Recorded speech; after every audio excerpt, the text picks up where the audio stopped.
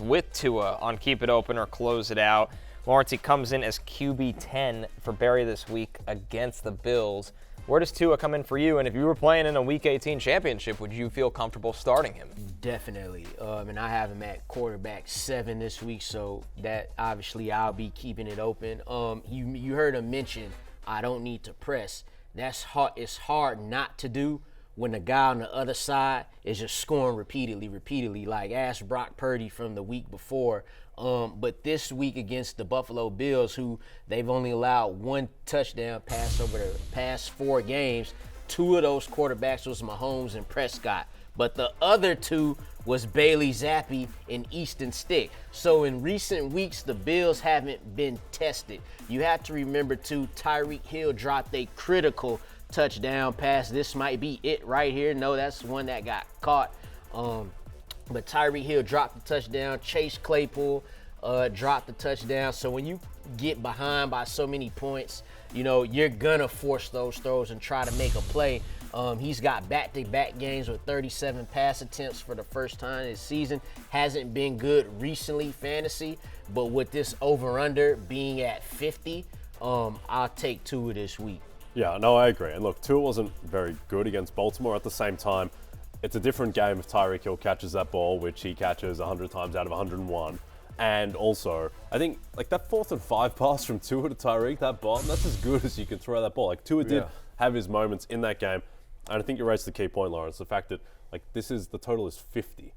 It should be a high-scoring game, and Tua, just with the way that he has played all season, with still having Tyreek Hill out there, I think you have to start him. In a week where you're not guaranteed a ton at quarterback, right? Yeah. We don't know. And as far as the game goes, it might come down to who has the ball last. Right. And how many games can you say that about this week? I mean, literally Colts, Texans, maybe Falcons, Saints. Right. That's what we're looking at right now. On a lower scale for the right. It's not even the same total. Not as much scoring. 100%. All right, our next one here, Tony Pollard against the Commanders. Jay, a great matchup for Pollard, but if you were riding and holding on to Pollard during the fantasy playoffs, it's kind of amazing if you got this far with him, considering what he hasn't been able to do. Yeah, it's been brutal. The Detroit game was obviously not very good for Pollard. We would be talking about him completely differently if he just held on to that pass over the middle and he could have housed that for 50, 60 yards, whatever it was. But he didn't, and he dropped it. And it's been that kind of season for Tony Pollard. At the same time, they're almost 2 touchdown favorites in this game over the Commanders. Now, the Commanders, their biggest weakness is through the air, but they're allowing so many points that teams there's going to be plenty of opportunity for Tony Pollard to get in the end zone, which he hasn't done a great deal of, but this is as favorable a matchup as you can think of in terms of a lopsided score. Yeah, I'm going to leave it open. Washington's allowed a touchdown to a running back in 5 straight games. Over the past 4 weeks, they've allowed the most fantasy points per game to running backs. Now, like you said, he does have trouble getting in that end zone, and we saw that versus Miami. But against this matchup, with this matchup and some of the backs that won't be playing, you can't turn the blind eye on him. I'll say this quickly about Pollard and Zeke. For the past 2 years, we kind of, not me included, but, folks complained about Zeke, man. He's so slow. He only averaging 4.2 yards a carry. Pollard comes in, averages 6, and now as the lead back, it's a different life. Tony Pollard averaging 4 yards a carry. So, life kind of came at him fast this season, but against the Washington Commanders, he's going to get fast fantasy points. So we'll keep it open for Pollard. After what we saw this year, Lawrence, and obviously this could be complicated because Pollard's a free agent, a pending free agent. We don't know if he'll be back with Dallas, but say he was. How do you rank a guy that last summer, consensus second-round pick, somebody everybody was really excited for, completely failed to meet expectations this year, but reality is he's a guy that should be a lead back somewhere, and it could even be somewhere like Dallas that has a successful powerhouse offense. And I'll tell you what, Connor, I think his best football was when they had Zeke. So you got to get someone in there. Like you see how Aaron Jones is, he has A.J. Dillon behind him. You got to get somebody in there like that to, give a pounding to the defense to where then Pollard comes in. He has that. That's why they say, change your pace or whatever. It just looks different. Just give him somebody so he don't have to be like that guy like that. Hey, Cowboys, Dalvin Cook is out there. Just somebody to, if you're watching and you need a running back. Fall forward for a yard or two. He's your guy. guy. Dalvin Cook can score. Yep. He'll score a touchdown. He may not give you the 20 carries, but he'll score a touchdown. I think the disappointment with Pollard is also, choose your favorite disappointment about Tony Pollard this season. The lack of touchdowns, lack of explosiveness on the ground, but just his lack of work and efficiency as a receiver as well. I think back to that Minnesota game last year that what did they win that? Like 40-3, and Pollard was, from memory, 6 for 109 with a receiving touchdown as a receiver. And this year he stopped 37 receiving yards once in a game. He's only really taken one pass all year that he absolutely destroyed. I think in the Chargers game where he ran it for 60 yards or so. So that's just been another disappointment with Pollard. And because thinking back to that Minnesota game, I was thinking, is this guy just the best running back in football? And he just hasn't resembled that guy at all this year. In more running back disappointment, Derrick Henry is our next player. Lawrence, it's weird to see a year with Derrick Henry that he doesn't finish as, forget a top 5, top 10 running back, but top 15 running back. He's now under 45 rushing yards in 3 of his past 4 games. He's got Jacksonville in the final week of the season. Can you even consider starting Derrick Henry in this game? It would be quite scary because you look at week 17, bad week. Then you look at week 16, he went 19 carries, 88 yards, touchdown. Hell, he threw one. He still does that. So those times have just come more few and far between. Under 45 rushing yards in 3 of his past 4 games, under 50% of the snaps in 4 of his past 5 games. So, and we see it. Tajay Spears, he's been eating into that all season. The Titans made it a point this year to get a receiving back in there for him. What's crazy is he's the 5th leading rusher in the NFL, but that's by sheer volume of carries against this Jacksonville defense. I'm gonna have to close it out this week, even with all the running backs who may or may not play. Just too risky because he could have a 100-yard game, but if you're playing your Week 18 fantasy, do you want to risk it for that biscuit? I don't know if I could do that, and it's just too up and down.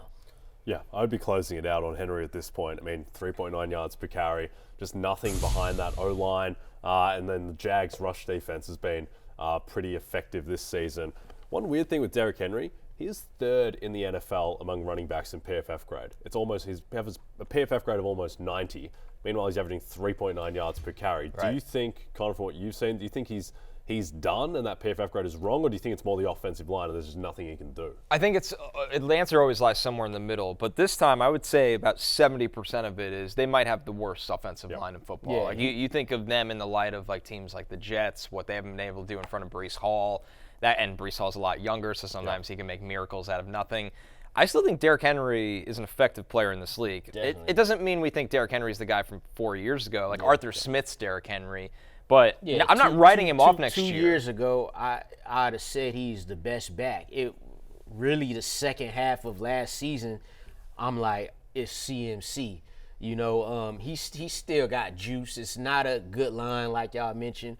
It's not a good team. And look, the 3.9 is bad, but we just talked about Pollard, who, we think is good. He's averaging 4 yards a carry, and they're still giving him the carry. So they see that he still got juice, but it's not a good offense. You know where I'd want to see him next year? Dallas. That's where I'd like to see him. If you put him with Pollard, you'll see Pollard go back to averaging 5.5 yards a carry. And let Derrick Henry average 4 yards a carry. Put him in at the goal line because Pollard ain't going to get in. It's not him. Yeah. Derrick Henry will. So, that would be something. My answer always for where I would like to see a running back go is Baltimore. Right. Just because a lot has been made of, Lamar Jackson. He doesn't have MVP level stats this season. And there's a lot of, his impact that goes beyond the stats. And I agree with that to a point. The one area I definitely agree with that is Lamar has an impact on his non-quarterback runs that makes it so much easier for running backs because of his gravity. And you think of Derrick Henry with him as the thunder to Keaton Mitchell's lightning potentially. Derrick Henry just being a superior version of Gus Edwards in that role. I think that would be pretty cool. Our next player here, guys, Tai Chandler. He's been a fun story since he took over for Alexander Madison right now. But Jay, only 57 combined rushing yards in his past 2 games. His some of that flair kind of worn off the Tai Chandler Express here? Yeah, I think there was just a sugar high after the Cincinnati run defense. After when DJ Reader goes down, they already had a run defense. He runs all over them. His snaps have progressively gone down over the past 3 weeks. And it's just an opponent thing too, where Detroit, terrible against the pass, very good against the run. We saw what Dallas could not do anything against them through on the ground, but could do anything they wanted through the air. So I suspect that, regardless of who the quarterback is, I think that Minnesota are going to have to be throwing in this game.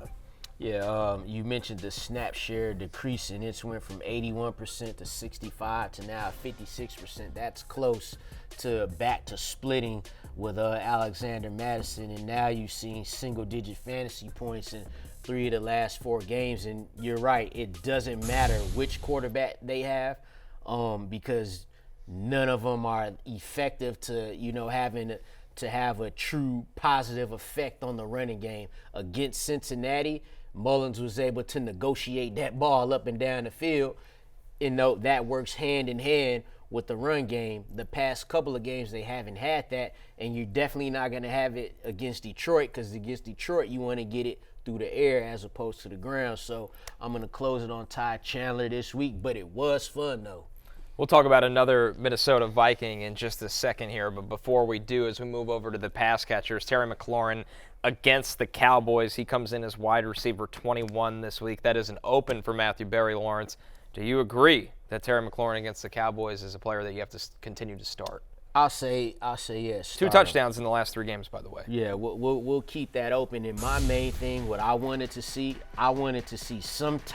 any type of success from Terry McLaurin with Sam Howell at quarterback, because he may start again here, and he might as well start. But that's what this deep ball right here, that's what you wanted to see, the connection between him and Howell, because as soon as Jacoby Brissett would come in the game, he's hitting up Terry McLaurin for deep ball touchdowns. And so now that we've seen it a week here with Sam Howell, you could feel a little more confident. Going into this game. He had 11 targets in his first game against Dallas this season, 10-plus yards per target in 3 straight games. Again, Terry McLaurin known for getting them on the deep passes. So, he scored in 2 of his last 3 games. Got to keep it open for Week 18. Yeah, no, I agree. I'd be keeping it open. And I think the key here is that, 1, they're almost 2-touchdown underdogs. You'd expect that they will be throwing. 2, Dallas play a ton of man coverage as well, which I think will be beneficial for Terry McLaurin. Whether it's Howell or Brissett, I think you keep it open.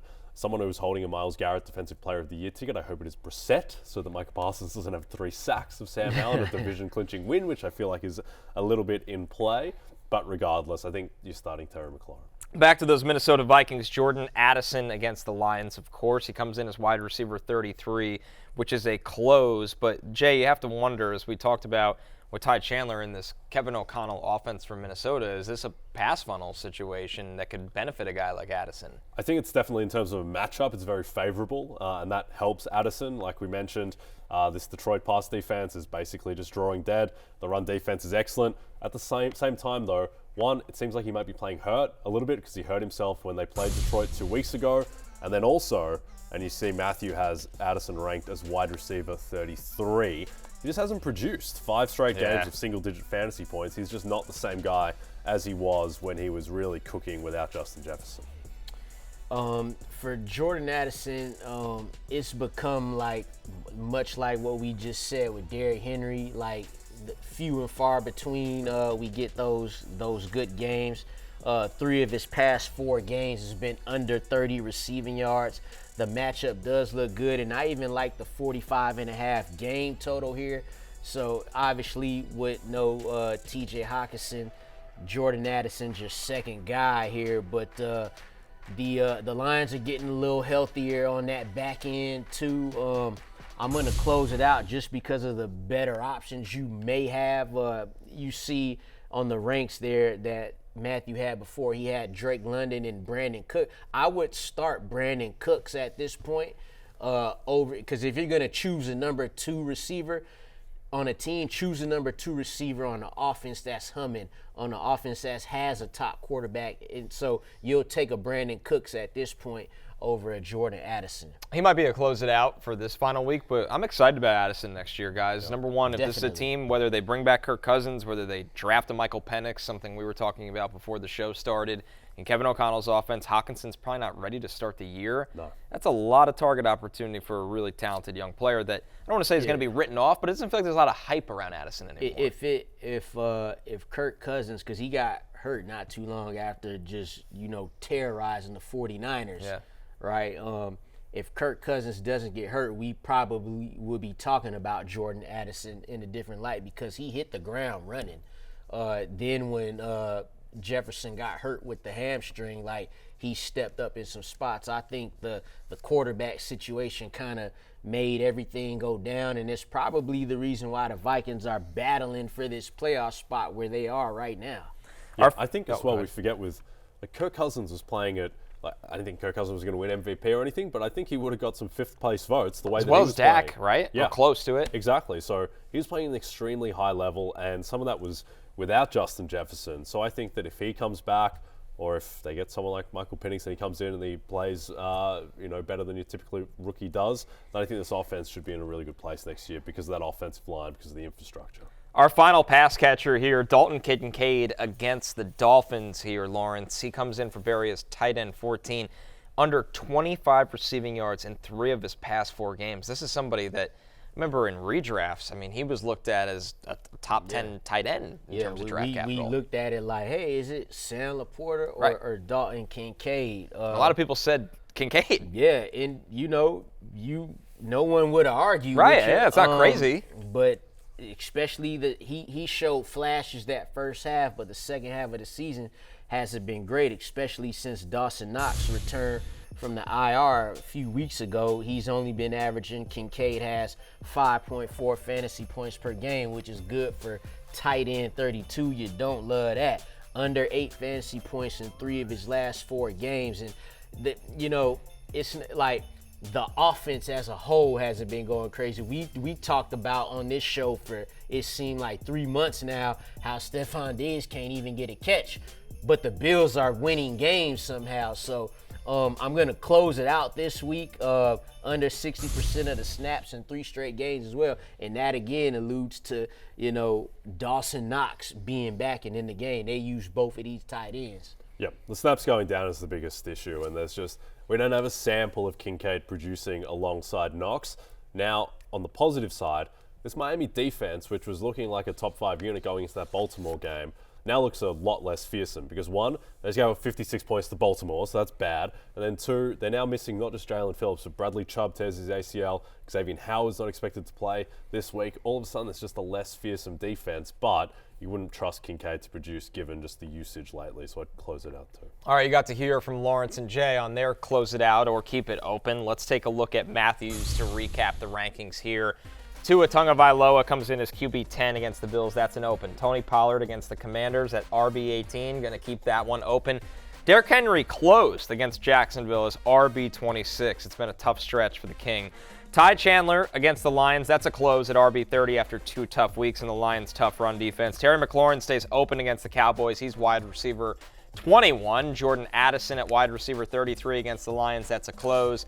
And finally, Dalton Kade, who has failed to produce over the last couple weeks, is a close against the Dolphins at tight end 14. Hey, it's Matthew Berry from NBCSports.com and RotorWorld.com, and I want to thank you so much for watching whatever it is you just watched, or if nothing else, being too lazy to click out of the autoplay after this video started, after whatever it is you actually wanted to watch finished. But now that you're here, I'd like to take a moment here to ask you respectfully now, okay? I'm asking you respectfully to subscribe to the NFL on NBC YouTube channel. You'll get the latest Roto-World fantasy news headlines, all sorts of great shows, including my own Fantasy Football Happy Hour. So go subscribe now. Again, I'm asking respectfully.